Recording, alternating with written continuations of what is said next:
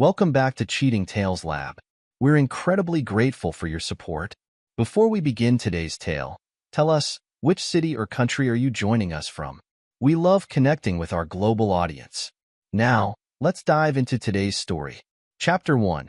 Shattered Homecoming.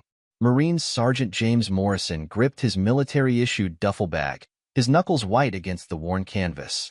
The familiar weight of his combat uniform felt foreign now as he stood motionless on his driveway.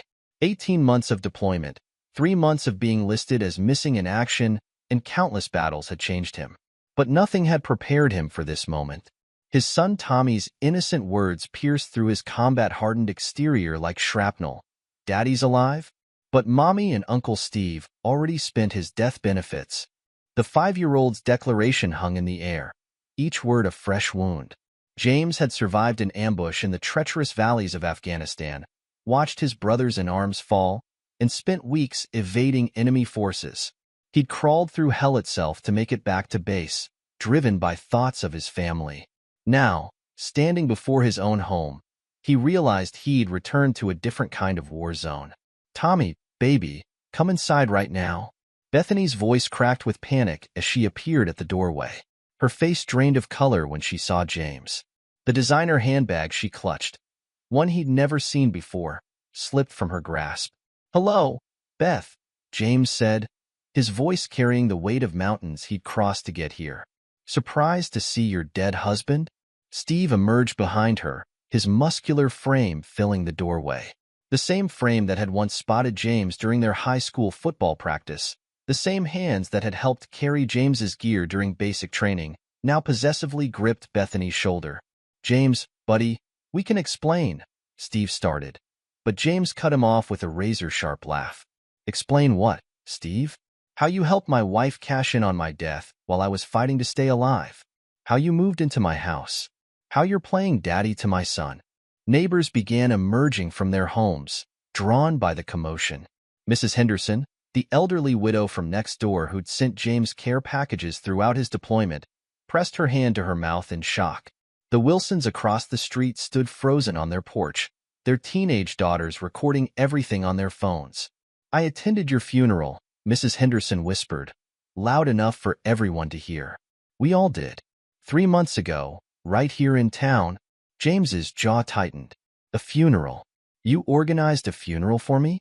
His eyes locked onto Bethany, who shrank back against Steve. "They told us you were dead," Bethany stammered. "There was an explosion." "There was an ambush," James corrected her, his voice deadly calm. "Martinez and Rodriguez died protecting our unit. I got separated during the firefight. But you didn't wait for confirmation, did you? Couldn't wait to declare me dead and move on." Tommy wiggled free from Bethany's grasp and ran toward James. Steve moved to stop him, but James's warning glare froze him in place. The boy crashed into his father's legs, wrapping his arms around them. "Daddy, look what I drew." Tommy pulled a crumpled paper from his pocket.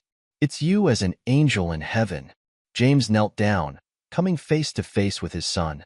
The drawing showed a stick figure in uniform, complete with crude wings and a halo. In the background, 3 smaller figures held hands, labeled Mommy, Tommy, and Daddy Steve. "It's beautiful, buddy," James managed, his throat tight. He looked up at Steve, who had the decency to look away.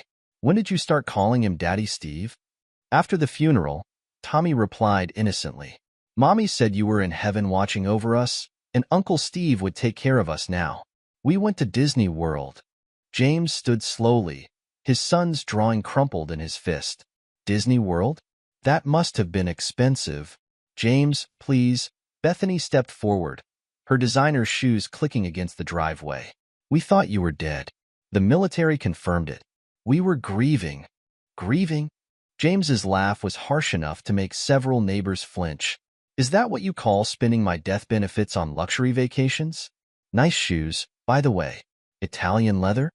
Steve moved between them, hands raised in a placating gesture. "Brother, let's talk about this inside." "Brother?" James's voice dropped to a dangerous whisper. "You were my brother, my best friend since high school. I trusted you to look after my family if anything happened to me. Instead, You waited for the first opportunity to take everything I had. More neighbors had gathered, forming a loose circle around the unfolding drama. James recognized faces from backyard barbecues and community events, people who had celebrated holidays with him, who had supported his family during deployments. Now they watched in horrified fascination as his world crumbled. Did you know? James addressed the crowd, his voice carrying across the manicured lawns. Did you all watch my so-called best friend move in on my wife while I was fighting for my life? Mrs. Henderson stepped forward, her aged face lined with grief and guilt. They were careful at first, she said softly, meeting when they thought no one was watching. But we saw. God help us, we saw. Helen, don't, Bethany pleaded. But Mrs. Henderson continued. They started being more open about it after the military declared you missing in action. Steve resigned from his position and took a job at the insurance company. He helped Bethany with the paperwork to have you declared dead rather than missing. James turned back to Steve, his eyes cold. An insurance company? Let me guess. The same one that paid out my death benefits? Steve's silence was answer enough. Tommy tugged at James's uniform. Daddy, are you mad at Mommy and Daddy Steve? The innocent question cut through the tension like a knife. James looked down at his son, seeing confusion and fear in those familiar eyes, Bethany's eyes. No, buddy, James said softly. Daddy's just surprised. Why don't you go inside and play for a bit? The grown-ups need to talk. Promise you won't go back to heaven? James felt his resolve crack slightly. I promise, son. I'm not going anywhere. Mrs. Wilson stepped forward, offering to take Tommy inside her house. James nodded gratefully, watching as his son skipped away, oblivious to the storm brewing. Once Tommy was out of earshot, James turned back to Bethany and Steve. How much was I worth to you? How much did you collect for my convenient death? 400,000, Steve admitted, his professional mask slipping. The policy paid out quickly because of my connections. Your connections, James repeated. So you didn't just help her spend my death benefits. You helped expedite my death certificate. Tell me, Steve, did you already have your eye on my wife when you took that insurance job? It wasn't like that, Bethany protested. We were both grieving. Stop saying that, James roared, causing several neighbors to step back. You weren't grieving. You were profiting. How long, Beth? How long were you two planning this? The silence that followed was deafening. Steve's hand found Bethany's, and James watched as years of friendship and trust crumbled in that simple gesture. Get out of my house, James said quietly. This isn't your house anymore, Steve replied, finding his courage. Legally, everything transferred to Bethany when you were declared dead. We've already consulted lawyers. Of course you have. James stepped closer, his combat training evident in his fluid movement. You planned everything perfectly, didn't you? The quick death certificate, the insurance payout, the legal transfer of assets. Tell me, did you help her pick out her funeral outfit too? James, please, Bethany begged. Think about Tommy. He's been through so much already. Because of you. James's voice cracked like a whip. You let our son believe his father was dead. You let him draw pictures of me in heaven while you paraded around with my best friend. You used my death benefits to take him to Disney World. The gathered neighbors murmured, many turning away in shame. Mrs. Henderson approached James, her arthritic hand touching his arm gently. You can stay with me, James, she offered. My guest room is always ready for you. It has been since the funeral. I never believed you were gone. James nodded, his throat tight with emotion he refused to show. Thank you, Mrs. Henderson. I'll get my lawyers to contact you both, he addressed Bethany and Steve. Every penny of that death benefit will be repaid. And Beth, I'm coming for custody of my son. You can't, Bethany started, but James cut her off. I can, and I will. You declared me dead for money. You let our son believe I was dead for money. Now you'll learn what it really costs to betray a Marine. James turned to leave, then paused. One more thing, Steve. Remember that motto we had in high school? Brothers for life? Steve nodded stiffly. You died in Afghanistan with me. The Steve Russell I knew would never betray his brother like this. Remember that when you're lying in my bed tonight. As James walked away, followed by Mrs. Henderson, He heard Bethany collapse into sobs behind him. The neighbors dispersed quickly, leaving the couple alone in their ill-gotten gains. In Mrs. Henderson's guest room that night, James sat on the edge of the bed, surrounded by the same floral wallpaper he remembered from childhood visits. The old woman had always been like a grandmother to him, sneaking him cookies and telling him stories about his father, who'd served in Vietnam. They planned it all, Mrs. Henderson said softly, setting a cup of coffee on the nightstand. I watched them, James. I saw Steve visiting more and more frequently during your deployment. I saw them meeting in the park, at cafes, always with excuses about helping Bethany with paperwork or checking on Tommy. Why didn't anyone say anything? Who would we tell? Bethany controlled all your communications during deployment. And once you were declared missing, she trailed off. They moved fast after that. Steve already knew which forms to file, which officials to contact. It was like watching a play where everyone knew their parts except you. James stared into his coffee, seeing his reflection in the dark liquid. I survived that ambush thinking about them, about coming home. Rodriguez died covering me so I could make it to safety. Martinez took a bullet pushing me out of the kill zone. My brothers died helping me get back to my family, and all the while, my family was betraying me. Mrs. Henderson sat beside him, her weathered hand covering his. Then live for them, James. Live for Rodriguez and Martinez. Live for Tommy. But most importantly, live for justice. James looked at his elderly neighbor, seeing the steel beneath her grandmotherly exterior. Justice? I've lived long enough to know that karma doesn't always work on its own schedule, she said firmly. Sometimes it needs a helping hand. Those two played a long game to take everything from you. Maybe it's time to play your own game. For the first time since returning home, James felt a spark of something beyond anger. A purpose. A mission. They tried to erase me, he said quietly. Declared me dead. Spent my death benefits. Turned my son against me.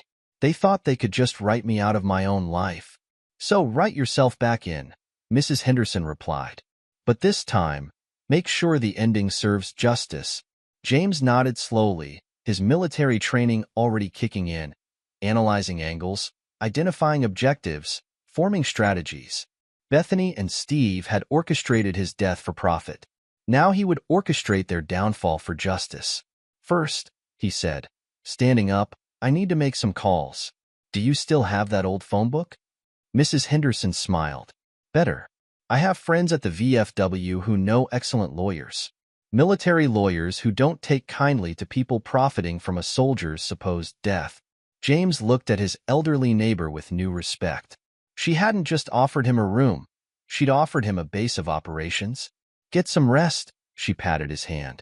Tomorrow, we start planning your resurrection. And James? Welcome home, soldier. As Mrs. Henderson left the room, James pulled out his son's crumpled drawing. The stick figure angel in uniform stared back at him, a cruel reminder of how thoroughly he'd been betrayed. But angels were messengers of God, and some messages came with a reckoning. He would show them what it truly meant to have a ghost return from the dead. Chapter 2. The Bitter Truth. The Veterans Affairs office buzzed with fluorescent lit efficiency, but Rebecca Andrews felt anything but efficient as she reviewed the file before her.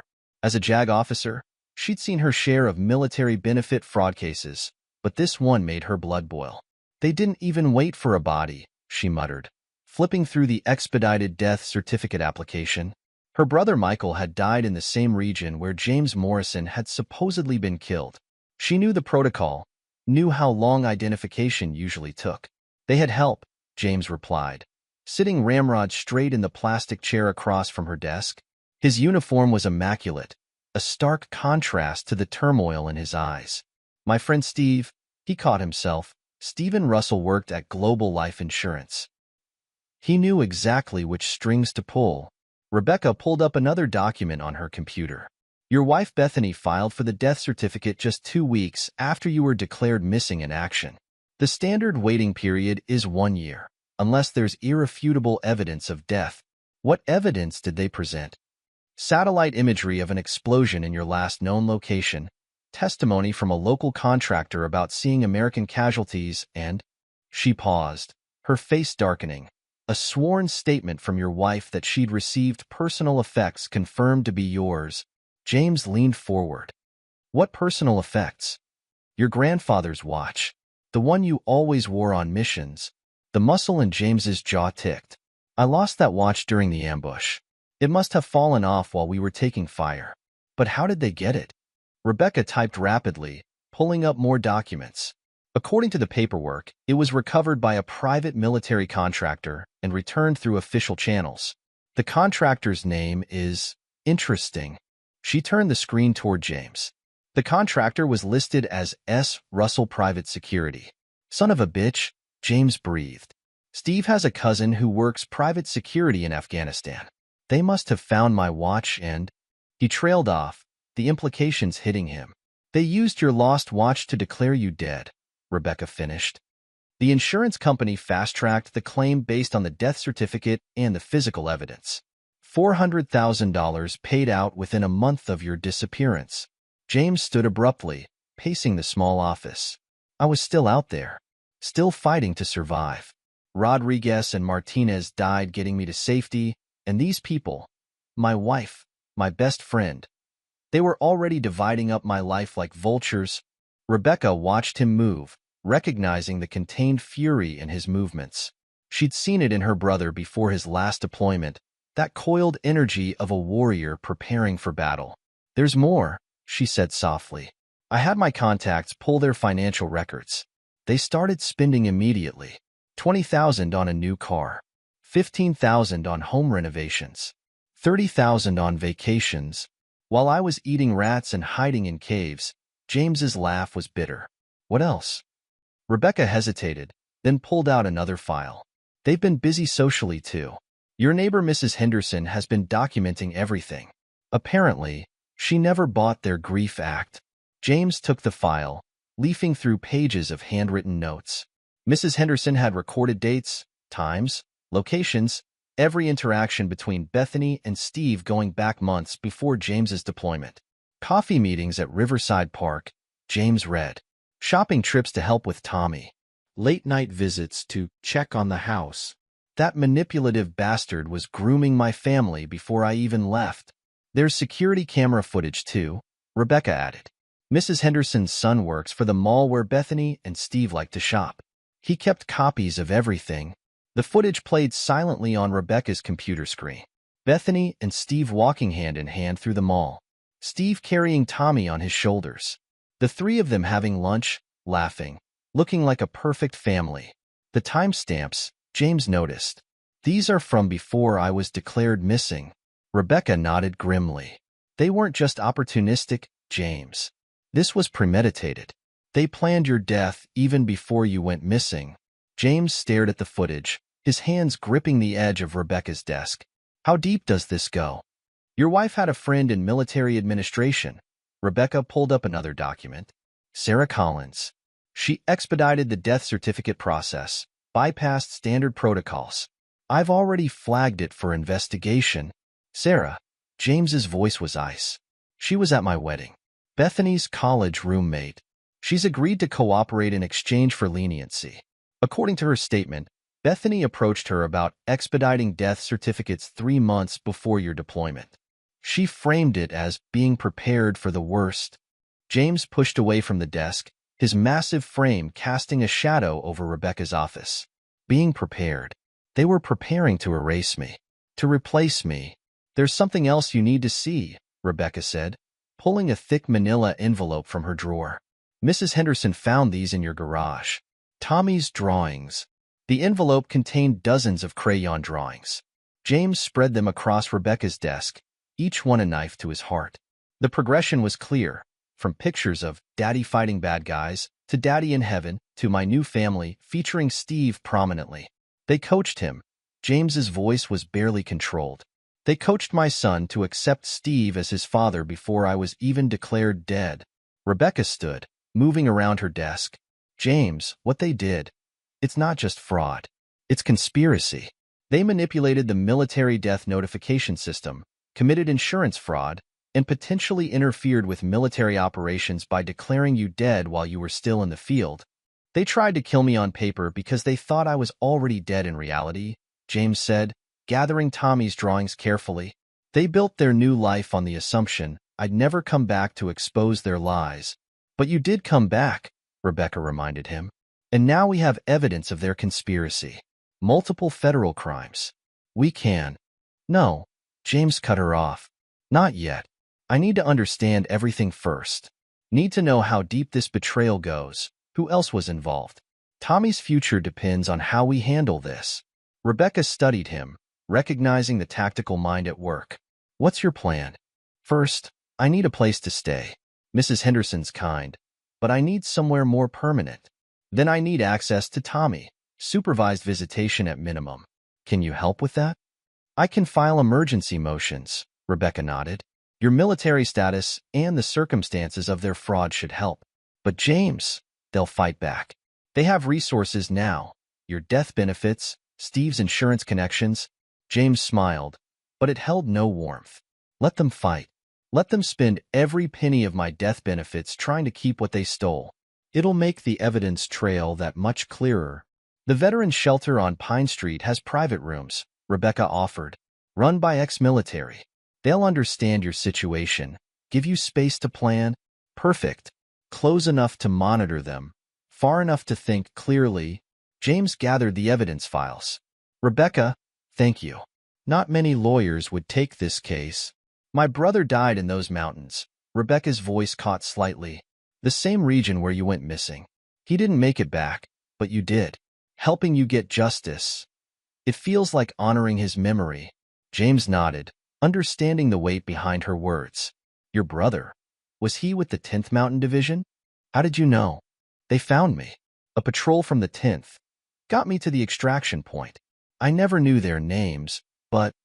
Rebecca's eyes widened. When? What date? March 15th.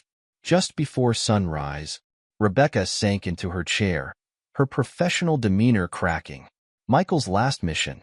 His unit reported finding a surviving Marine, but the records were classified. That was you? Your brother's unit saved my life, James said softly. Gave me a chance to come home and expose these lies. I owe him a debt I can never repay. Then repay it by getting justice. Rebecca straightened, her resolve strengthened. Not just for yourself, but for every soldier who trusts their family to be faithful, their friends to be loyal. James gathered the evidence files, his mind already formulating plans. I will. But first, I need to secure Tommy's future. Everything else is secondary. One step at a time, Rebecca agreed. I'll file the emergency motions today. You focus on settling in at the shelter, establishing a routine. We'll need to show the court you can provide stability. They won't see me coming, James said, pausing at the door. They think they killed the old James Morrison, the trusting friend, the loving husband. Maybe they did. But they're about to meet the man who crawled out of those mountains. Rebecca watched him leave, then turned to her computer. She had motions to file, evidence to document, and a conspiracy to unravel. James Morrison had survived the mountains of Afghanistan only to find a different kind of war waiting at home. She would make sure he had the legal weapons to fight it. Chapter 3. A Father's Promise. The veteran shelter on Pine Street lived up to its reputation. James's small room was Spartan but private, and the other residents respected his space. Most importantly, it put him within walking distance of Tommy's school. Your son's a good kid, Frank Martinez said, sliding a coffee across the shelter's kitchen table. The former FBI agent now volunteered at the shelter, helping veterans navigate civilian life. Watched him at the playground yesterday. He's got your bearing. James nodded, hands wrapped around the warm cup. He's all I have left. Everything else they took, the house, the money, the life we built.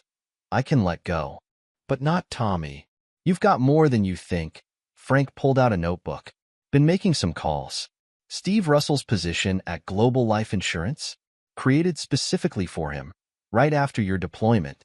Salaries way above industry standard for his experience level. Someone greased the wheels. Several someones, Frank confirmed. Your wife's friend Sarah wasn't the only one helping them. There's a whole network of people who facilitated this fraud. People who looked the other way, expedited paperwork, broke protocols. James leaned forward. How high does it go? High enough to make it interesting. Global Life Insurance has a special division handling military death benefits. Steve's cousin, the one who found your watch? He's connected to 3 other cases of expedited death benefits. All military, all paid out unusually fast. They've done this before. James's voice was deadly quiet. Different variations, same basic scheme.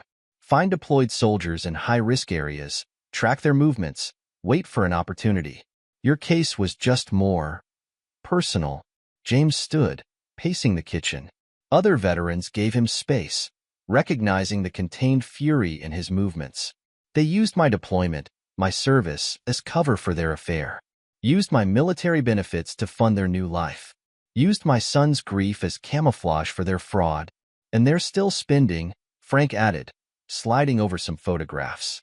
New car, country club membership, private school enrollment for Tommy. They're establishing themselves as pillars of the community. The grieving widow and the supportive friend who found love through tragedy. James examined the photos. Bethany and Steve at charity events, playing the perfect couple. Tommy between them, wearing private school uniforms that probably cost more than James's monthly salary. They're using my death benefits to buy legitimacy, he realized. Making connections, building a social network. Making it harder for anyone to question their story. Smart play, Frank admitted. In a few months, they'll just be another successful couple. Your death will be a sad footnote in their love story. Unless I expose them, James finished. But it has to be done right. Tommy can't be collateral damage. Frank nodded approvingly. Now you're thinking like an investigator, not just an angry husband. What's your first move? Secure Tommy, James said firmly. Rebecca's filing for emergency visitation. Once that's established, I start documenting everything. Build a case that's not just about me, but about systematic fraud targeting military families. Good. Think bigger than personal revenge. You're not just fighting for your son. You're fighting for every soldier who trusts their family while serving their country. James picked up one of the photos. Tommy at a school event. Steve's hand on his shoulder where James's should have been. They're using my son as a prop in their performance, making him complicit in their lies. Kids are resilient, Frank offered. With the right support, right guidance, Tommy can understand. No, James cut him off. Tommy never learns the full truth. Never knows how thoroughly his mother betrayed his father. That's my burden to carry. Frank studied him over the rim of his coffee cup. And what burden do they carry? Justice, James said simply. Not revenge, justice. For my brothers who died getting me home. For my son who was forced to grieve a father who wasn't dead. For every military family they've targeted with their fraud. You'll need help. Frank pulled out a business card. Got a friend at the local paper. Loves exposing insurance fraud, especially when it involves veterans. Could be useful down the line. James pocketed the card. Media attention brings scrutiny. Scrutiny brings questions. Questions make people nervous. And nervous people make mistakes. Frank smiled grimly. You're learning. A knock at the kitchen door interrupted them. Rebecca stood there, legal documents in hand. Emergency visitation granted, she announced. 3 supervised visits per week, starting tomorrow. Tommy's school has been notified. James felt something tight in his chest loosen slightly. Thank you, both of you. I know taking on this case is the right thing to do, Rebecca finished. But James, there's something else. Something in Tommy's school records you need to see. She spread the documents on the table. Emergency contact forms, medical releases, school registration, all listing Steve as Tommy's father. Legal documents dated months before James was declared dead. They were erasing you before you even went missing, Rebecca said softly. Systematically replacing you in Tommy's official life. James stared at Steve's signature where his should have been, at the carefully crafted paper trail establishing Steve's paternal rights. Each document was another brick in the wall they'd built between him and his son. They thought of everything, he said quietly, except me coming back. That's their weakness, Frank pointed out. Their whole plan depends on you staying dead. Now that you're back, their foundation crumbles, Rebecca finished. Document they falsified, lie they told, dollar they spent. It all becomes evidence of conspiracy. James gathered Tommy's school papers carefully. They tried to erase me from my son's life. Used my military service as cover for their betrayal. Used my supposed death to steal my child. He looked at Rebecca and Frank, seeing allies where he'd expected to find only more betrayal. I made a promise to my brothers in Afghanistan. Said I'd get home to my family no matter what. Now I'm making a new promise to expose every lie, betrayal, person who helped them profit from my service. One step at a time, Rebecca cautioned. Tomorrow, focus on Tommy. Show the court you can be the father he needs. Everything else follows from that. James nodded, his mind already planning tomorrow's visitation. He'd focus on Tommy, yes, but he'd also start laying the groundwork for what was to come. Bethany and Steve had played a long game, thinking they had forever to perfect their lies. They were about to learn that forever wasn't as long as they thought. In his room that night, James spread Tommy's drawings across his bed. The progression from Daddy at War to Daddy in Heaven to our new family told the story of his erasure. But there was one drawing he kept separate, the newest one, made just after his return. It showed 3 figures, Daddy in his uniform, Tommy holding his hand, and an angel watching over them. No Bethany, no Steve, just a father and son under heaven's protection. James pinned this drawing above his bed. Tomorrow he'd start rebuilding his relationship with Tommy. And while he did, Bethany and Steve would learn that some soldiers refused to stay buried, some ghosts refused to rest, and some betrayals carried a cost no death benefit could cover. They had tried to write him out of his own life. Now he would show them the true meaning of resurrection. Chapter 4. Building the Trap. James Morrison sat in Frank Martinez's office at the local community college, reviewing surveillance photos spread across the weathered desk. 6 months had passed since his return, and each day had been dedicated to documenting, planning, and building his case against Bethany and Steve. Your wife and Steve just closed on a vacation property in the Outer Banks, Frank said, sliding over a property deed. $2.1 million. Way above their reported income, even with your death benefits. They're getting cocky, James replied, his voice carrying the cold precision of a sniper calculating distance. Making bigger moves, taking bigger risks. That's not all. Frank pulled up his laptop. Steve's been promoted twice at Global Life Insurance. He's now handling all military death benefit claims for the East Coast region. James leaned forward, his massive frame making the office chair creak. How many claims has he processed? 12 in the past 6 months. All fast-tracked, all paid out within weeks of notification. 3 of them involved his cousin's private security firm, finding evidence of death. They're expanding their operation, James concluded, using my case as a template. Military spouses desperate for closure, willing to accept any evidence that their loved ones are gone. Frank nodded grimly. Your case gave them confidence. They proved they could fake a death, collect the benefits, and build a new life without consequences. Now they're helping others do the same. For a fee, I assume? 20% of each payout, according to their offshore accounts. Frank pushed over more documents. They're building an empire on dead soldiers' money. James stood, moving to the window overlooking the college campus. Students hurried between classes, their lives untouched by the corruption he was uncovering. They're not just stealing money anymore. They're stealing closure from military families, making it impossible for real MIAs to come home. Because if too many soldiers return from the dead, their whole scheme collapses, James finished. Each successful fraud makes the next one easier to sell. Each dead soldier who stays dead validates their operation. A knock at the door interrupted them. Rebecca entered, carrying a thick legal folder. Court update on Tommy's visitation schedule. You've been granted additional time. 4 days a week now, including overnight stays on weekends. James turned from the window. How did Bethany take it? She tried playing the grieving widow who remarried for her son's stability. The judge wasn't impressed, especially after seeing the timeline of her relationship with Steve. And Tommy? Rebecca's face softened slightly. He's thriving in your visits. His teachers report he's more engaged, more confident. The court-appointed psychologist recommended expanding your custody rights. Speaking of Tommy, Frank interjected, he has a t-ball game this afternoon. Steve usually coaches, right? James checked his watch. He does.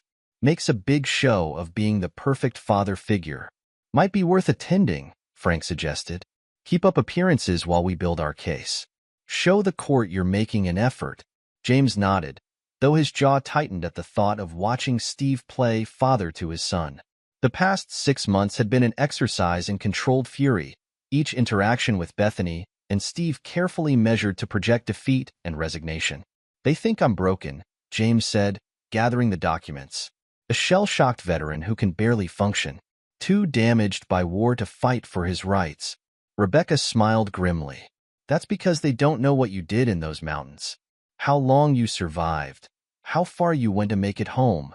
No, James agreed, they don't. They see what I want them to see. A man going through the motions, following court orders, accepting his new reality. Frank locked the evidence in his desk. Keep playing that role. Let them think they've won.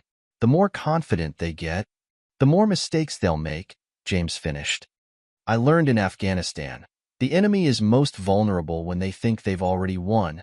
At the t-ball field that afternoon, James stood at the back of the bleachers, watching Steve coach Tommy's team. His son wore number 7, just like James had in Little League. Steve had dressed him in expensive gear, top-of-the-line equipment that probably came from James's death benefits. He's good with the kids, a mother next to James commented, not recognizing him. Such a blessing after what happened to Tommy's real father. Did you hear about that? Killed in action overseas. So tragic. James's hands gripped the metal railing. I heard. Must have been hard on the family. Oh, it was. But Steve stepped up, you know? Started dating the widow. Helped raise Tommy. They got married just last month. Private ceremony in the Bahamas. Romantic. Really. Finding love through tragedy. The Bahamas? James kept his voice neutral. Must have been expensive. They can afford it. I hear Steve's doing very well at his company. Something in insurance.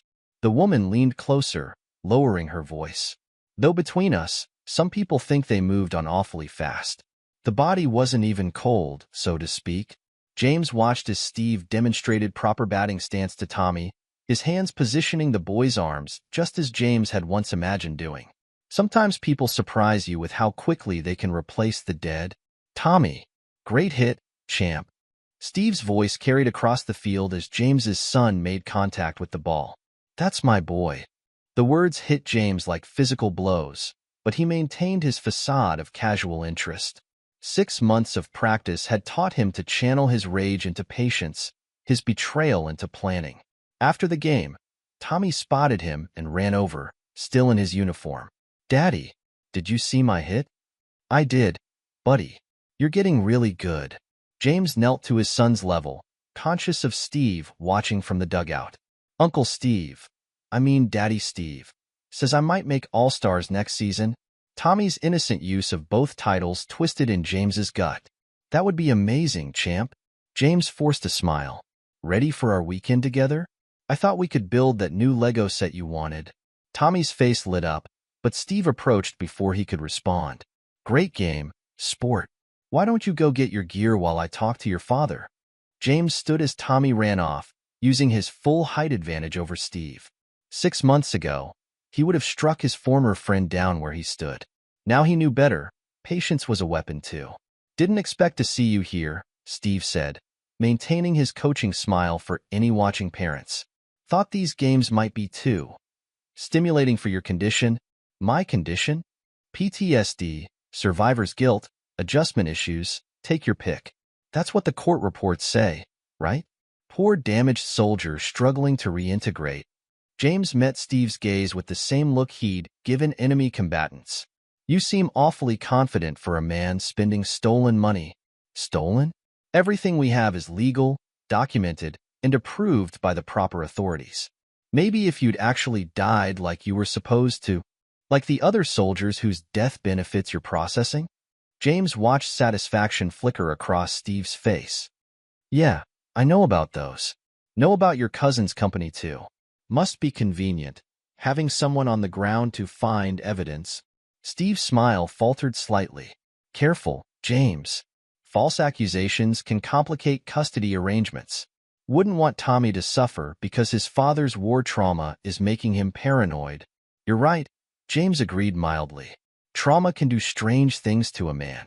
Make him obsessive, detail-oriented. Make him document everything, just to be sure he's not imagining things. Before Steve could respond, Tommy returned with his gear. Ready, Daddy. Have him back by 6 on Sunday, Steve said, his coach's smile back in place. And James? Try to keep the war stories to a minimum.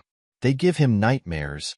James watched Steve walk away, remembering how they'd once been brothers in all but blood. Now each interaction was combat, probing for weaknesses, testing defenses, laying groundwork for the final assault. Can we get ice cream? Tommy asked, pulling James from his thoughts. Of course, buddy. But first, I want to hear all about your game. Tell me about that hit. As they walked to the car, James listened to his son's excited chatter while his mind processed the new intelligence. Steve's arrogance confirmed Frank's assessment. They were expanding their operation, using James's death as proof their scheme worked. They thought they'd broken him, reduced him to supervised visits and careful interactions. They didn't realize each visitation was reconnaissance, each interaction intelligence gathering. In Afghanistan, James had learned that survival sometimes meant playing dead until the perfect moment to strike. Tommy's weekend visitations became James's anchor, the foundation around which he built his plans. They spent hours building Lego sets, each brick a moment reclaimed from Steve's attempts to replace him. James taught Tommy to fish, to throw a proper spiral, to solve math problems, marking his territory as a father while gathering evidence of Bethany and Steve's expanding fraud. In his small apartment, funded by his military pension, James maintained his facade of struggling veteran. But behind that mask, he was building a case that would destroy not just Bethany and Steve, but their entire network of fraud and betrayal. They had tried to bury him, not realizing he would grow stronger in the dark. Chapter 5. The Hidden Hand. The promotion letter arrived on Steve's desk on a Tuesday morning, printed on Global Life Insurance letterhead. Regional Director of Military Benefits, a position created specifically for him, with a salary that made his eyes widen. Congratulations are in order, his supervisor beamed.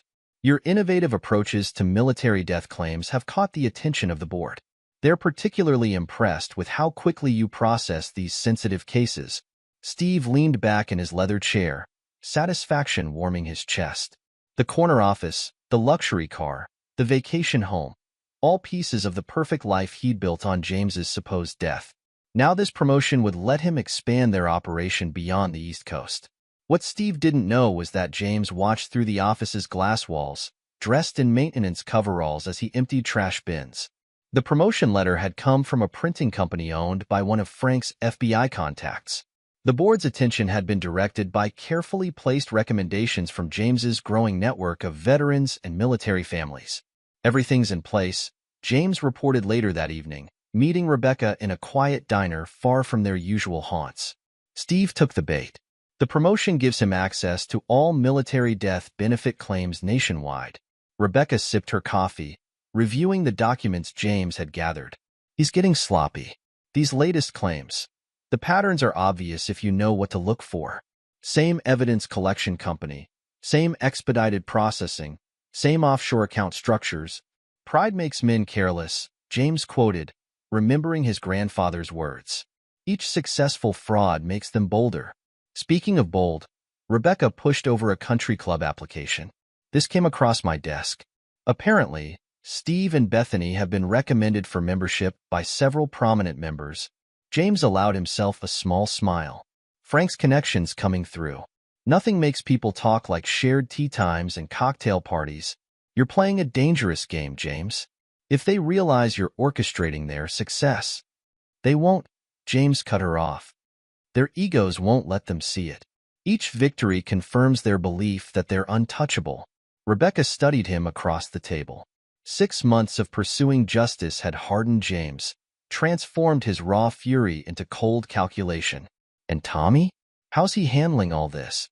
He needs stability, James replied, his voice softening slightly. That's why everything has to be perfect. When we move against them, the evidence needs to be overwhelming. No room for sympathy, no chance of recovery. The country club membership includes access to their charity foundation, Rebecca noted. They'll be expected to contribute, make appearances, network with influential members. Let them, James said. Let them build their social circle, establish themselves as pillars of the community. The higher they climb, the harder they fall, Rebecca finished. But James, be careful. This kind of long game, it can change a person. James met her concerned gaze. I changed the moment I came home to find my wife spending my death benefits with my best friend. Everything since then has been about making sure they face justice. Meanwhile, across town, Bethany and Steve celebrated their latest success over champagne in their newly renovated kitchen.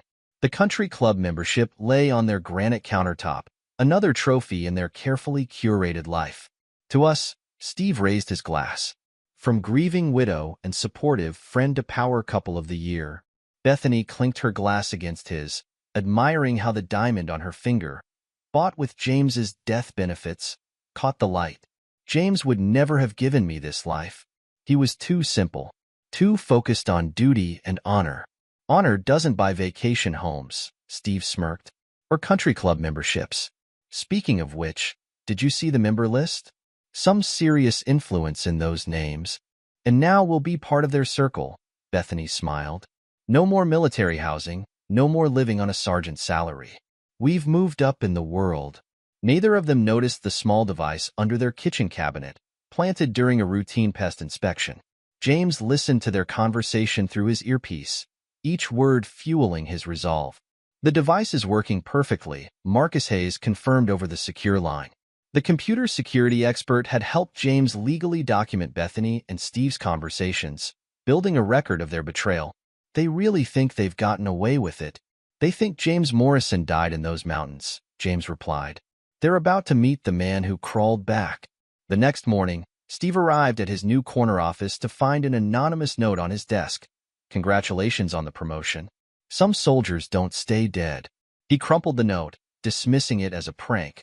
Unaware that his reaction had been captured by security cameras, James now had access to through his maintenance worker cover.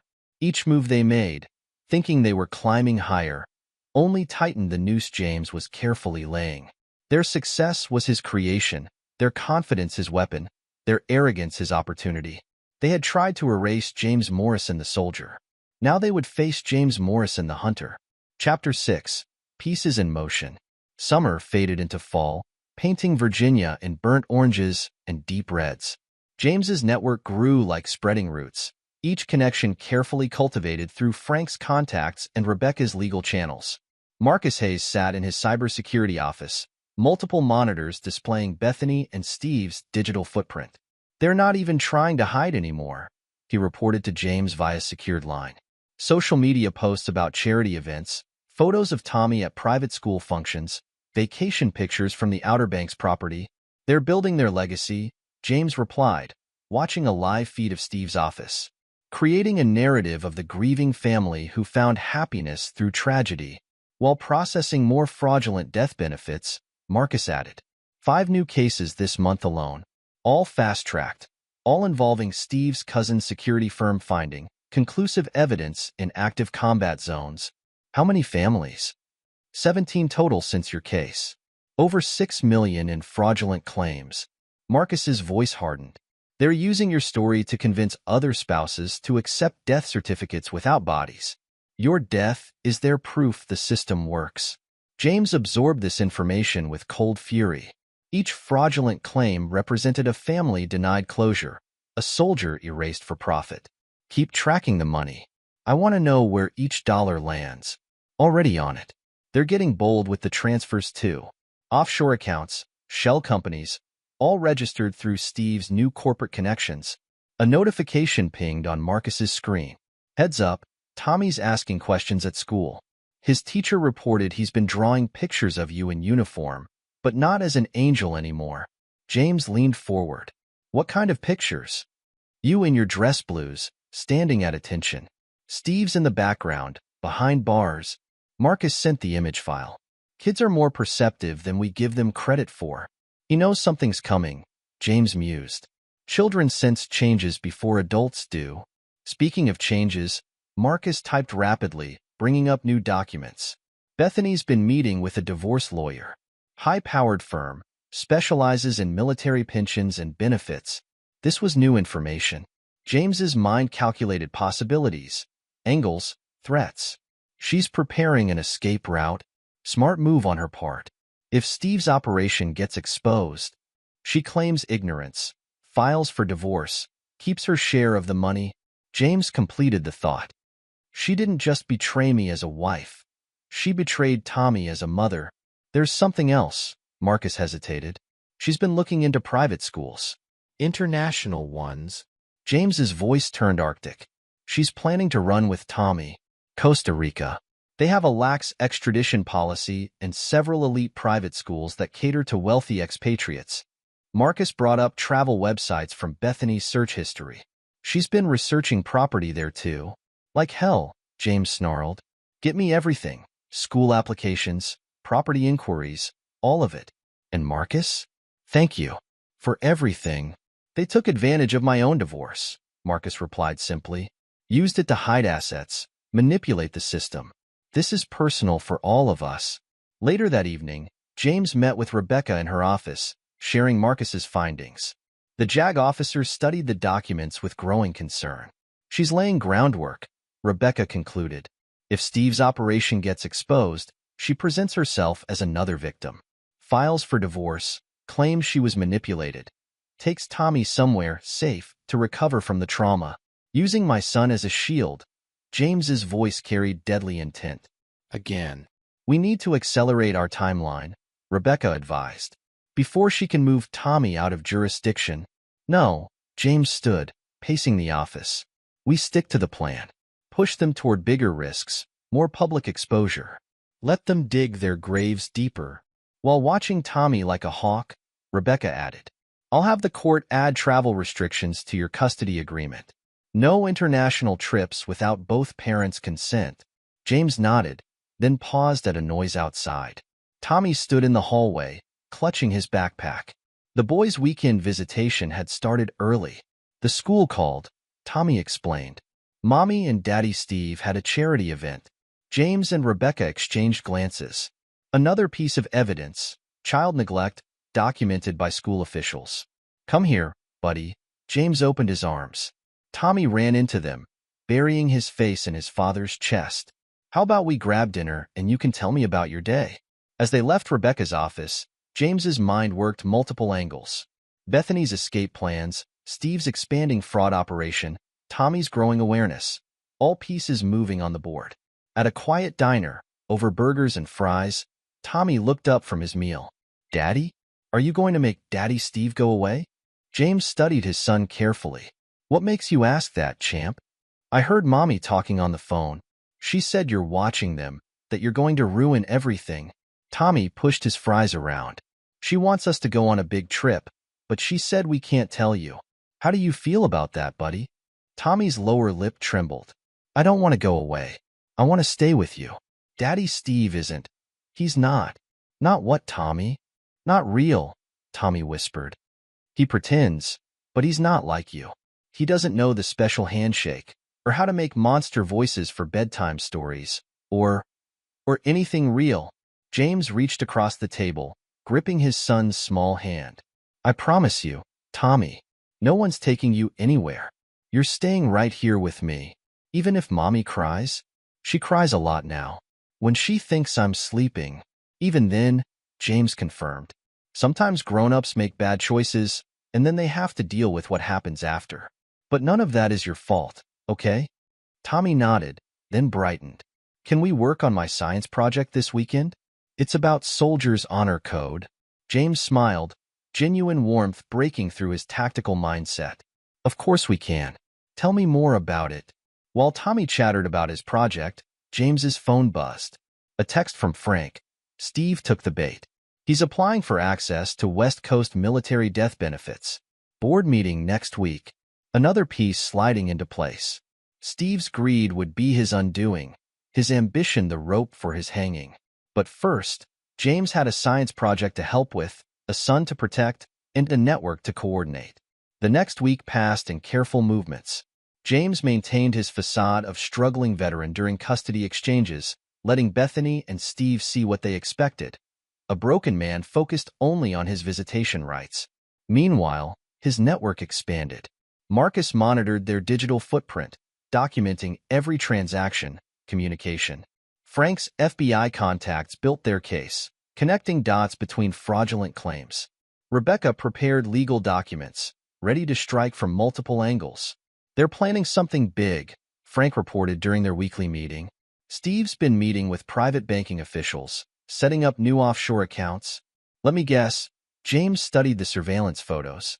Preparing for the West Coast expansion, going after California military bases, Frank confirmed. Lots of deployed personnel, lots of potential targets. How many families have they destroyed already? Rebecca asked softly. How many soldiers' memories have they corrupted for profit? Too many, James replied. But it ends with them. No more false death certificates, no more stolen benefits, no more erasing soldiers for profit. The pieces were in motion now, each player moving according to James's careful choreography. Bethany and Steve thought they were expanding their empire, unaware that each step forward brought them closer to destruction. They had tried to write James out of his own life. Now he would write the ending to their story, and it would be one the military community would never forget. In his small apartment that night, James reviewed Tommy's completed science project, a presentation on military honor, loyalty, and sacrifice. His son had interviewed him about his service, about what those values meant in real life. A soldier's honor isn't just about fighting, James had explained.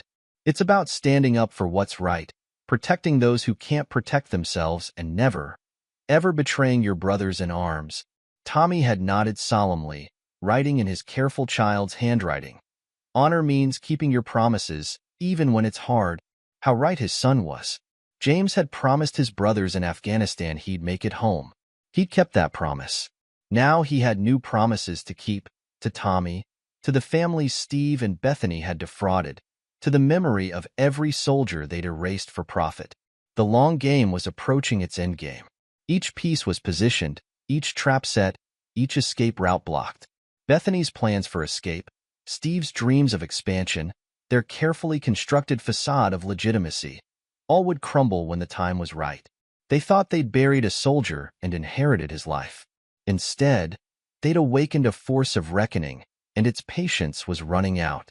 Fall was giving way to winter, and with it, the final phase of James's plan would begin. But that was a story for another act. For now, he had his son's project to finish, his network to maintain, and his enemies to watch as they climbed higher, unaware of how far they would fall. Chapter 7. The Gathering Storm. The annual Veterans Day celebration transformed the country club into a showcase of wealth and pretense. Crystal chandeliers reflected off polished surfaces while string quartet music drifted through the air. James observed it all from his position near the kitchen entrance, dressed in catering staff attire. Target acquired.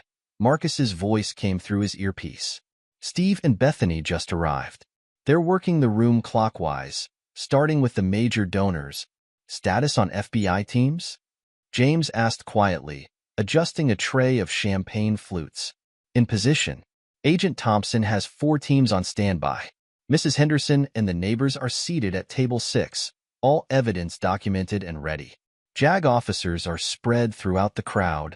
James watched Steve guide Bethany through the gathering, his hand possessive on her waist. They dressed for their roles, him in a tailored tuxedo that probably cost more than a month of military pay, her in a designer gown bought with death benefits meant to support a soldier's family. My brave Steve, Bethany's voice carried as they passed James. The way you've helped so many military families find closure.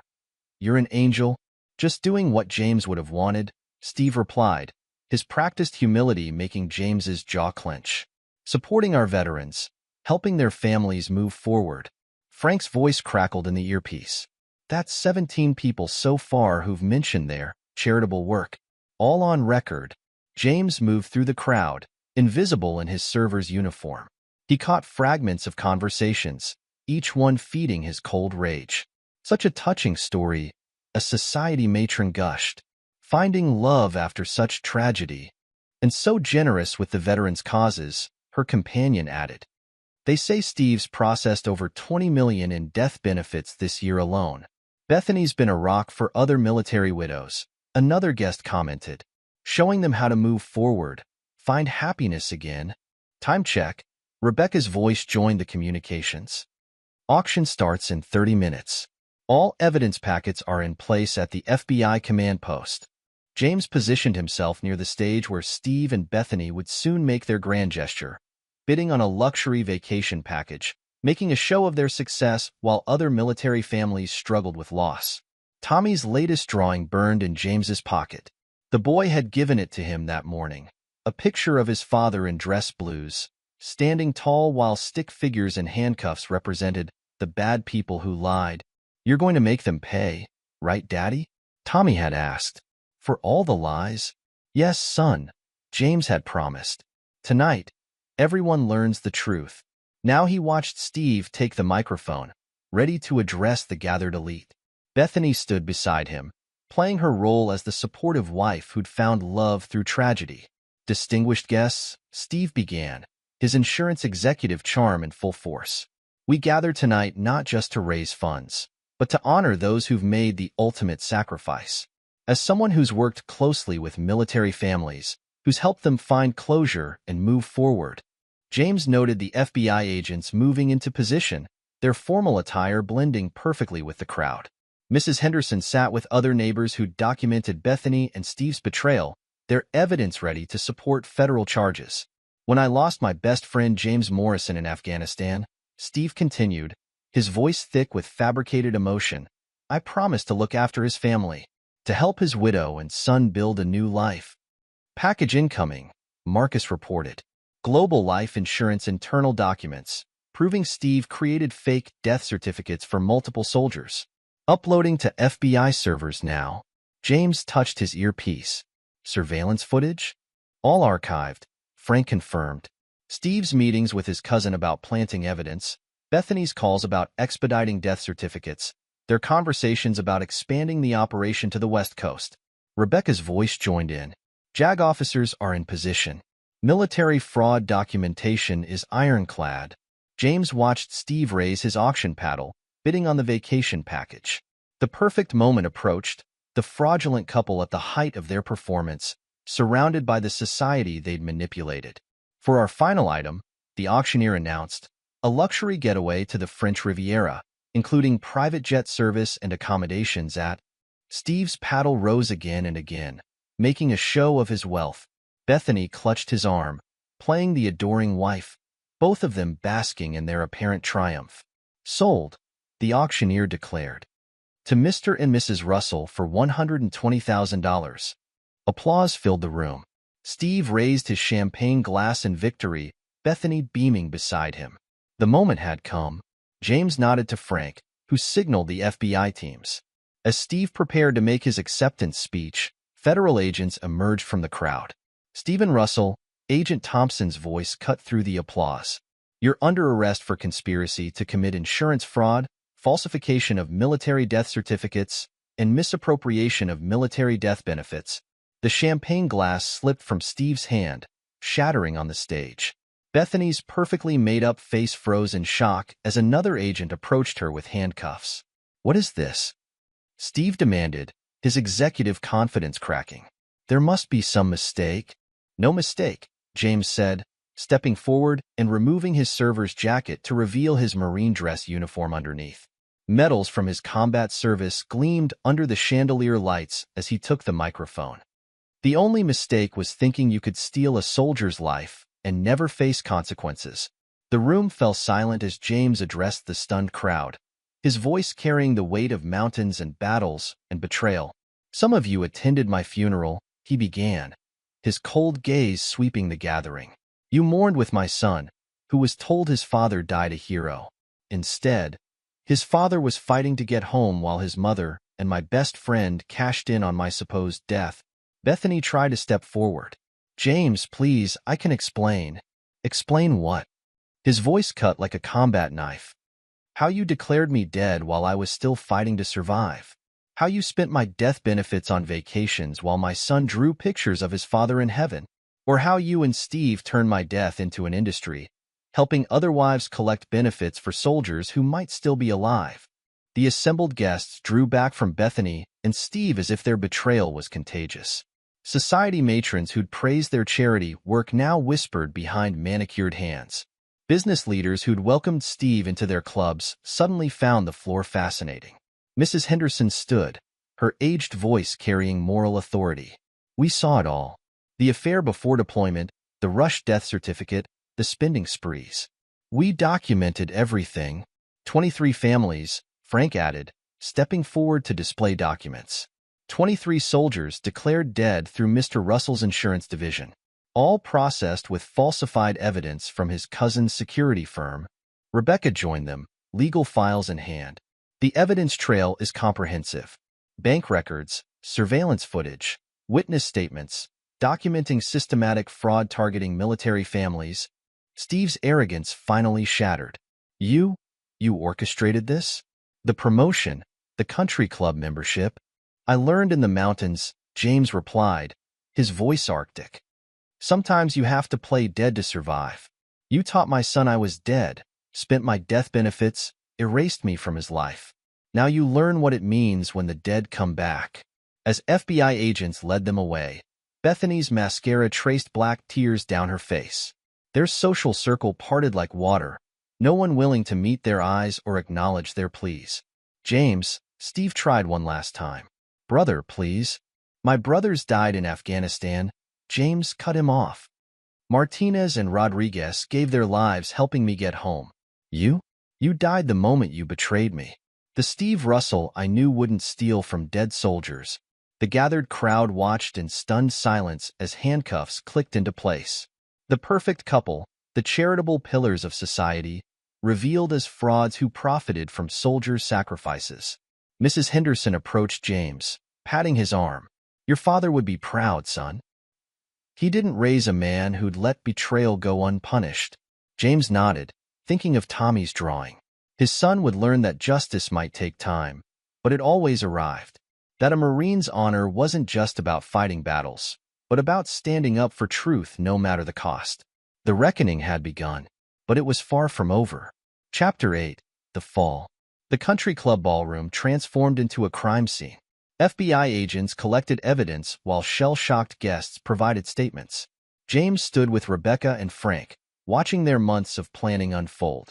Full confession from Steve's assistant, Frank reported, checking his phone. She's detailing how they identified potential targets. Soldiers in high-risk areas, minimal family connections, deployed to regions where verification would be difficult. And Bethany's friend in military administration? Rebecca asked.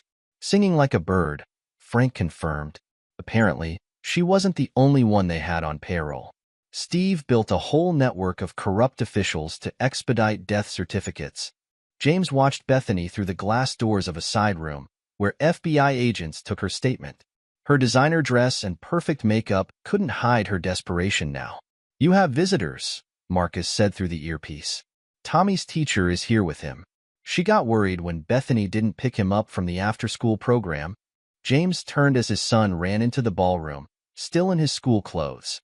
Tommy stopped short, taking in the FBI jackets, the handcuffs, his mother's tears. Daddy? Tommy's voice wavered. Did you catch the bad people? James knelt to his son's level. Yes, buddy. Remember how we talked about telling the truth, about keeping promises? Tommy nodded solemnly.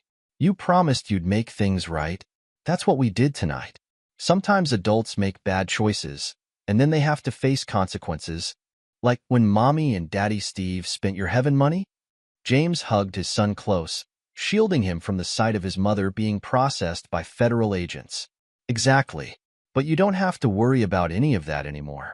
You're staying with me now. Forever? Tommy's eyes lit up. No more switching houses? Forever, James confirmed. We'll get your own room set up, exactly how you want it. Rebecca approached carefully. James, we need your statement for the record. And she hesitated. Bethany's asking to speak with you. James stood, keeping his hand on Tommy's shoulder. Take my son to the security office? I don't want him to see this part. After Tommy left with Rebecca, James entered the side room where Bethany waited. Her mascara-stained face tried to summon tears that wouldn't come. "How long?" she demanded. "How long have you been planning this?" "Since the day I came home to find you declared me dead for profit." James's voice held no emotion. "Everything since then, Steve's promotion, the country club membership, the social connections, all designed to make you feel safe while we built the case." "It wasn't supposed to be like this," Bethany protested. "When they told us about the explosion." "You didn't wait for confirmation," James cut her off. "You didn't wait because you and Steve already had plans. The affair started before my deployment, didn't it?" Her silence was answer enough. "We found the travel receipts," James continued. "Hotel meetings while I was in pre-deployment training. Restaurant charges when you were supposed to be at grief counseling. You weren't just opportunistic. You planned my death before I even left." "I never meant to get caught," James finished. "You meant for me to stay dead in those mountains. Meant for Steve to replace me in Tommy's life. Meant to spend my death benefits on your new beginning." Bethany's facade cracked completely. "What's going to happen now?" "Now? You face federal charges for conspiracy and fraud. The death benefits get repaid from your seized assets. Tommy stays with me, where he'll learn about honor and truth instead of lies and betrayal. You can't take my son." James leaned forward, his combat-hardened voice dropping to a whisper. "I'm not taking him. You lost him the moment you taught him his father was dead. The moment you let another man claim him while spending money meant to support my child. I'll fight you," Bethany threatened weakly. "I have rights." "Rights?" James laughed without humor. "You declared me dead while I was missing in action. Used faked evidence to collect benefits. Let our son believe I was gone forever. Your rights ended the moment you betrayed your family for money." He stood, straightening his uniform. "Enjoy the prison visits with Steve. I'm sure you can swap stories about all the military families you defrauded together." As he left, Bethany called out one last time. "I did love you once." James didn't turn back. "No. You loved what I represented. Stable military income, death benefits, a convenient absence while you built your escape plan. But you never loved me. If you had, you wouldn't have erased me from my son's life." The door closed on Bethany's sobs. Outside, FBI agents continued gathering evidence, documenting the extent of the fraud. Steve sat in handcuffs, his executive confidence replaced by the hollow look of a man watching his empire crumble. "Final count," Frank reported, joining James. "Over 30 million in fraudulent death benefits. 23 families affected. Steve's cousin is being picked up in Afghanistan right now. Turns out he was planting false evidence in active combat zones." "The other families?" James asked. "Being notified. Some of their soldiers might still be alive, listed as MIA. We're reopening those cases, challenging the death certificates." Rebecca appeared with Tommy, who clutched a new drawing. "Look, Daddy. I drew us in our new house." James studied the crayon artwork, two stick figures, father and son, standing together under a bright sun. No angels, no heaven, no replacement father figure. Just truth, finally restored. "It's perfect, buddy," James said, tucking the drawing into his uniform pocket. "Let's go home." As they left the country club, James heard Steve being read his rights, heard Bethany's pleas for leniency. But those sounds meant nothing now. He had his son, had his justice, had his truth restored. They had tried to bury him in those mountains. Instead, he'd returned to bury their lies. Chapter 9. Justice Served. The federal courthouse buzzed with tension as the judge prepared to deliver sentencing. 6 months of trials had exposed the full scope of Steve and Bethany's operation, a network of fraud that had preyed on military families across the country. James sat in the front row, dress uniform pressed to perfection, Tommy beside him in a miniature suit. Rebecca occupied the seat on Tommy's other side, legal papers organized in her lap. "All rise." The bailiff called as Judge Marshall entered. Steve and Bethany stood with their attorneys, both wearing prison orange instead of designer clothes. Their appeals had failed, their attempts to shift blame rejected by mountains of evidence. "Before delivering my sentence," Judge Marshall began, "I want to address the scope of these crimes. This wasn't simply insurance fraud. This wasn't merely theft. This was a systematic betrayal of everything we owe our military families. The judge fixed Steve with a stern gaze. Mr. Russell, you abused your position at Global Life Insurance to create a network of fraud targeting our most vulnerable military families. You exploited grieving spouses, manipulated the system meant to support them, and profited from uncertainty about our missing soldiers. Steve stared at the floor, unable to meet the judge's eyes. And you, Mrs. Russell, formerly Mrs. Morrison, the judge continued, you didn't just participate in this fraud. You provided the template, showing other spouses how to declare their missing husbands dead for profit. You spent death benefits meant for your son on luxuries while he drew pictures of his father in heaven. Bethany tried to turn toward Tommy, but James shifted, blocking her view of their son. The evidence is overwhelming, Judge Marshall declared. Bank records, surveillance footage, witness testimony, all painting a picture of calculated, continuing fraud. This court sentences Stephen Russell to 25 years in federal prison for conspiracy, fraud, and criminal exploitation of military benefits. Steve's shoulders slumped as his attorney gripped his arm. Additionally, Bethany Russell is sentenced to 15 years for her role in the conspiracy. All assets purchased with fraudulent death benefits will be seized and returned to the affected families. The judge paused, removing her glasses. But perhaps the most severe punishment is this. You stole more than money. You stole faith from military families. You corrupted a system meant to honor sacrifice. You taught a child to believe his father was dead while spending the money meant to support him. No prison sentence can fully repay that debt. As the bailiffs led Steve and Bethany away, James felt Tommy grip his hand. They're going to jail? Tommy asked quietly. Yes, buddy. For a long time. Good. Tommy nodded with a child's simple sense of justice. They told lies about you being dead. Rebecca gathered her files, her voice professional despite the emotion in her eyes.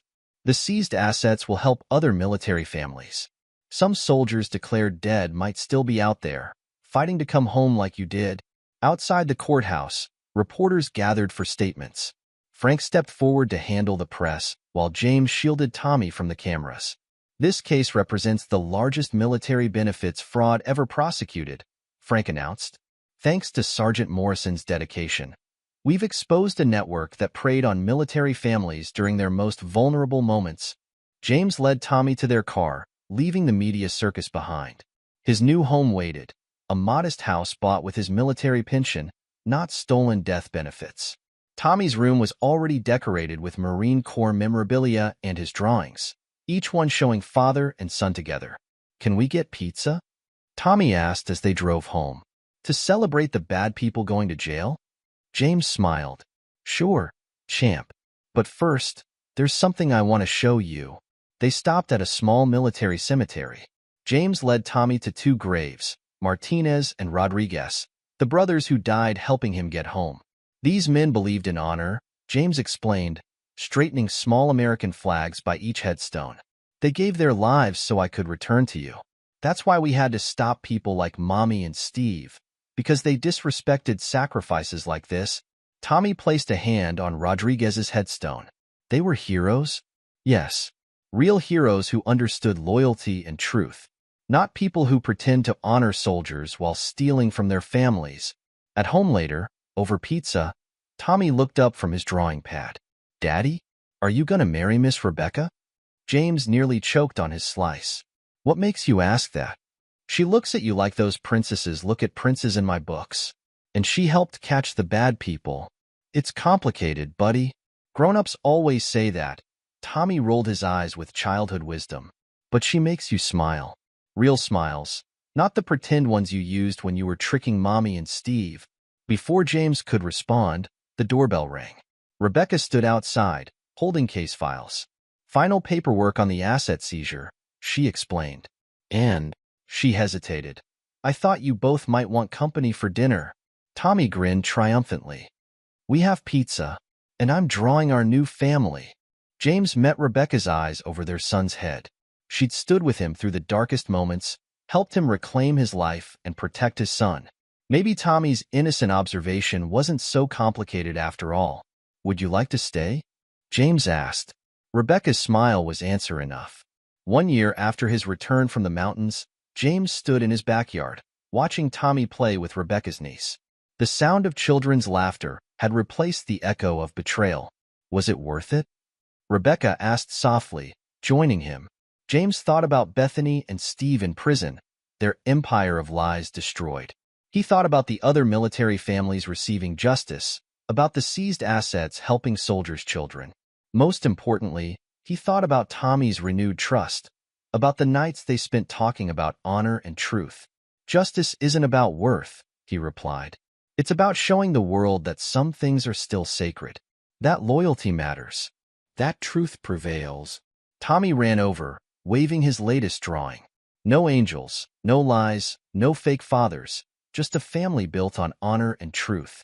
James Morrison hadn't just survived, he had triumphed.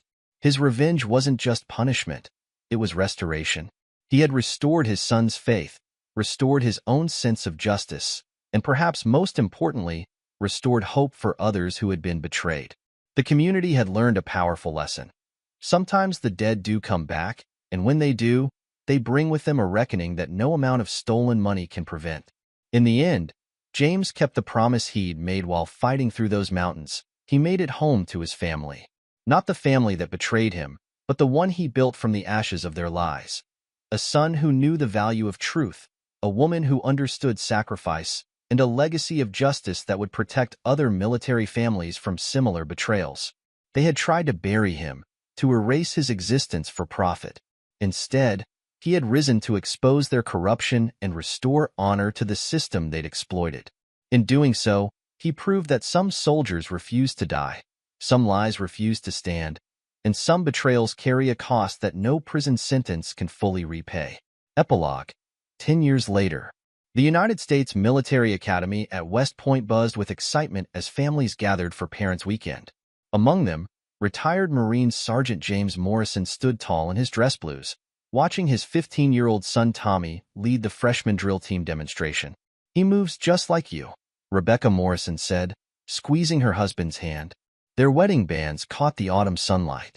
Same precision, same focus. James nodded, pride evident in his bearing as Tommy executed perfect commands. The young cadet had grown into a striking combination of his father's strength and his stepmother's intelligence. More importantly, he'd grown up understanding the true meaning of honor. Major Andrews, a passing officer, saluted Rebecca, who returned it with practiced ease. After the successful prosecution of the military benefits fraud case, she'd been promoted rapidly within the JAG Corps, eventually heading a new division dedicated to preventing exploitation of military families. "The Thompson case files are ready for review, ma'am," her aide reported, handing over a tablet. 3 more fraudulent death benefit claims identified through the Morrison Protocol. The Morrison Protocol, named after James's case, had become standard procedure for verifying military death benefits. Every claim now underwent rigorous verification, with special attention paid to missing and action cases. The system Steve and Bethany had exploited was now a fortress against similar fraud. "Dad." Tommy jogged over after the demonstration, his uniform immaculate. "Did you see the new maneuvers we added?" "Perfect execution, son." James clasped his boy's shoulder. "Your grandfather would have been proud." Tommy beamed at the mention of his grandfather, the Vietnam veteran. Though he'd never met him, the stories of 3 generations of Morrison military service had helped shape his character. "Mrs. Henderson sent another care package," Tommy reported. "She still makes the best cookies in Virginia." The elderly neighbor had become Tommy's honorary grandmother, her unwavering support during the dark days of betrayal earning her a permanent place in their family. Now in her 80s, she still sent monthly packages to her West Point cadet. Speaking of Virginia, Rebecca interjected, "Frank's task force made another arrest yesterday. Remember Steve's cousin, the one who planted false evidence in Afghanistan?" James's expression hardened slightly. "He got out last year, didn't he? Tried rebuilding the old network," Rebecca explained. "Frank caught him before he could file a single false claim." The Morrison Protocol flagged his first attempt. Frank Martinez had transformed his FBI experience and connections into a specialized task force, hunting down military benefits fraud across the country. His team had become legendary in law enforcement circles, with a 100% conviction rate. Marcus called. Tommy added, "He's speaking at next week's cybersecurity seminar. Asked if I want to learn some new encryption techniques." Marcus Hayes had parlayed his role in exposing the fraud into a successful cybersecurity consulting firm specializing in protecting military family benefits. He'd become Tommy's unofficial tech mentor, teaching him to use technology ethically and defensively. "How's the history project coming along?"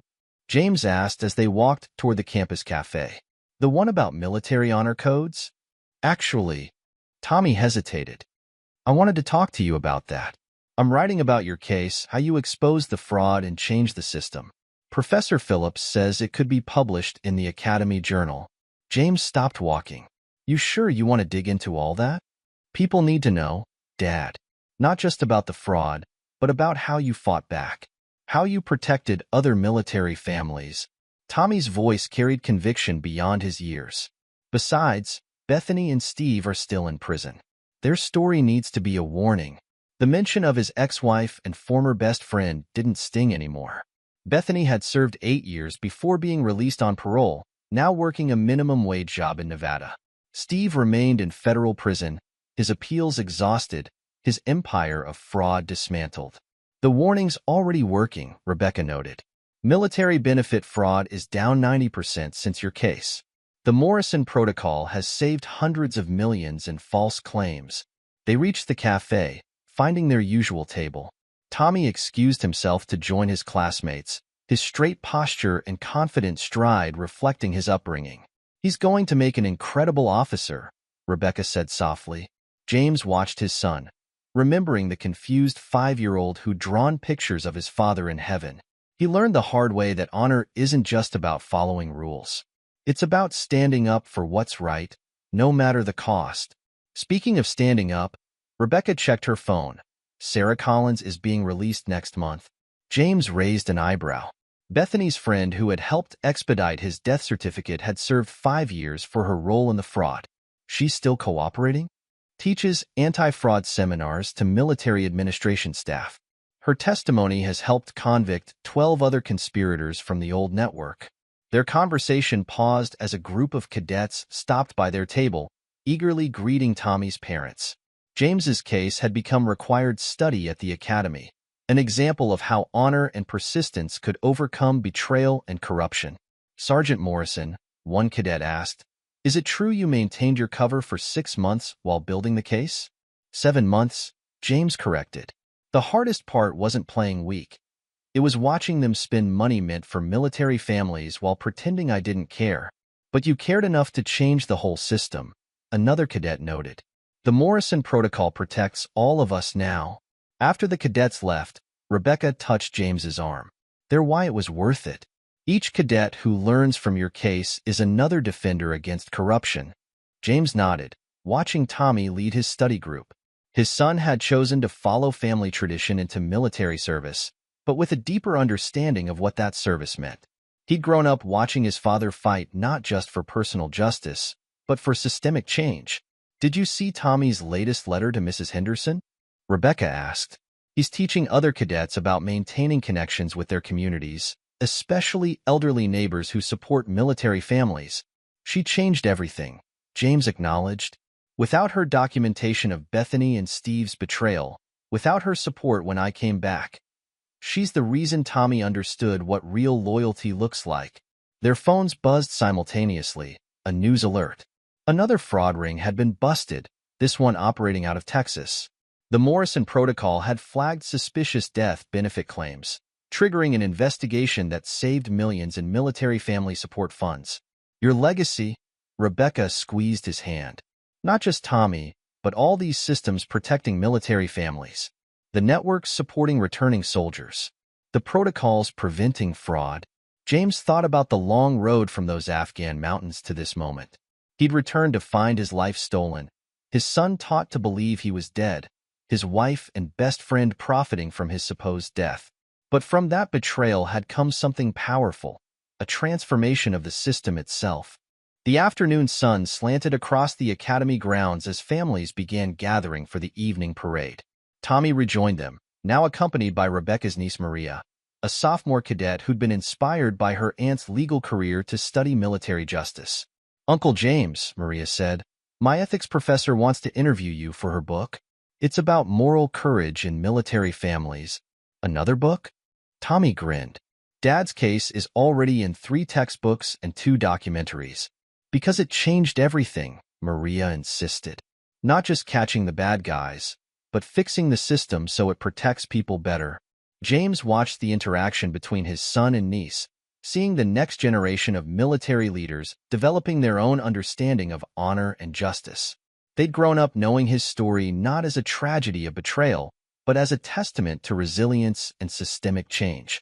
"The FBI training program still uses your case study," Rebecca added. "Frank says it's the perfect example of how patience and planning can bring down entire criminal networks." "It wasn't about revenge," James said quietly. "It was about making sure no other soldier came home to find their death benefits spent, their child taught to believe they were dead, their sacrifice exploited for profit." Tommy checked his watch. "We should head to the parade grounds. My squad's leading the colors ceremony." As they walked across the academy grounds, James reflected on the decade since his return from Afghanistan. The betrayal that could have destroyed him had instead forged something stronger. A family built on real honor, a system reformed to protect the vulnerable, a son who understood the true meaning of service. The evening parade began, hundreds of cadets in perfect formation. Tommy stood at attention, his bearing reflecting both his father's strength and his own developing character. In the stands, James and Rebecca sat with other proud parents, their shared work protecting military families now extending into a new generation. Later that night, in their hotel room, Rebecca reviewed case files while James read Tommy's history project draft. "He's included everything," James noted. "The initial betrayal, the long game of gathering evidence, the final takedown at the country club. But he's focused on the reforms that followed, not just the revenge." "Because that's your real legacy," Rebecca set aside her tablet. "Not just exposing one fraud, but changing how we protect military families. The Morrison Protocol, the enhanced verification systems, the support networks, they'll outlast all of us." James thought about Bethany and Steve, still paying for their crimes. Their betrayal had been personal, but his response had transformed an entire system. Now, a decade later, military families were safer, benefits more secure, and his son was part of the next generation ensuring that protection continued. Tommy's final paragraph summed it up perfectly. "My father's story isn't just about a soldier who came back from the dead to expose fraud. It's about how one man's fight for justice became a shield protecting thousands of military families. The betrayal he faced led to reforms that will guard soldiers' families for generations to come. That's the true meaning of honor. Not just standing up for yourself, but standing up for all those who serve." The next morning, watching Tommy march with his unit, James realized his son had captured the essence of their journey. The betrayal had been personal, but the justice had become universal. From the ashes of lies had risen not just a restored family, but a transformed system. They had tried to bury him, to erase his existence for profit. Instead, he had built a legacy of protection and reform that would outlive any attempt at betrayal. The dead had not only come back, they had changed the world they returned to, ensuring that such betrayals would never again go unchallenged or unpunished. The Morrison Protocol stood as his testament. Tommy carried his example, and military families across the nation slept safer knowing that the system now protected their sacrifices. In the end, that was worth more than any revenge. It was justice that would echo through generations. The cadets' marching footsteps echoed across the parade ground, a rhythm like heartbeats, like justice, like honor preserved and protected. James Morrison watched his son among them, knowing that his fight had ensured these young leaders would serve in a world better guarded against betrayal. They had tried to erase him from his son's life. Instead, he had written his principles into the very systems protecting military families, ensuring that honor and justice would stand guard long after his own battles were done. This is where our story comes to an end. Share your thoughts in the comments section. Thanks for your time. If you enjoy this story, please subscribe to this channel. Click on the video you see on the screen, and I will see you there.